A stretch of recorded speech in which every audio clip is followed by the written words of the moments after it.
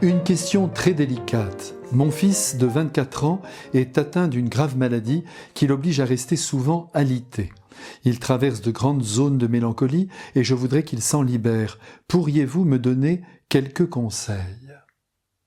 Je regrette de ne pouvoir être plus proche de vous et plus encore de lui. J'irai volontiers le visiter pour qu'il me confie lui-même ce qu'il ressent, ce qui l'angoisse. Hélas, nous sommes loin. Cependant, je vous promets ma prière et vous remercie de votre confiance.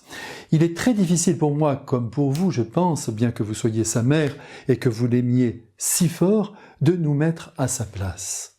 Et pourtant, c'est par ce chemin que nous pouvons le plus l'aider, en essayant de passer en lui, de prendre sur nous ce qu'il vit. Être immobilisé toute la journée au fond de son lit, sentir que la maladie étreint, blesse, fait mal, que le corps ne suit pas, mais c'est épouvantable.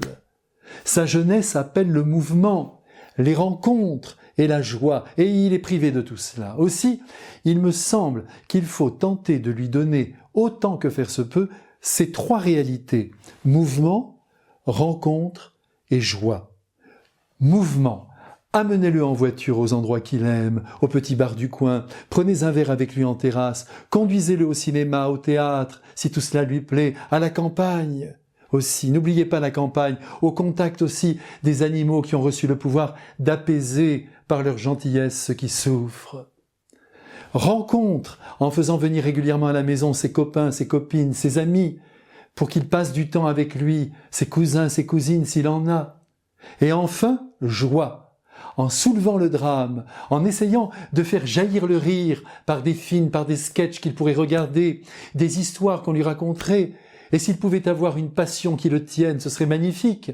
Une collection qu'il constituerait, des jeux qu'il vivrait en ligne sur Internet avec d'autres personnes, des lectures aussi qui lui permettraient de pénétrer dans d'autres univers. Et puis bien sûr, la prière, s'il a la foi. Ce que j'espère, cette prière que vous pourriez faire avec lui en l'aidant à porter avec Jésus et Marie cette situation qui le limite. Portez-lui aussi la communion le dimanche, lui qui vit déjà la messe à travers la souffrance qui lui est infligée. Donnez-lui aussi beaucoup d'espoir, dites-lui que rien n'est joué et qu'il guérira un jour. Et puis, ne pleurez pas sur son sort, je vous en supplie. Soyez près de lui, un soleil. N'ajoutez pas de l'ombre à sa peine et embrassez-le pour moi. À bientôt.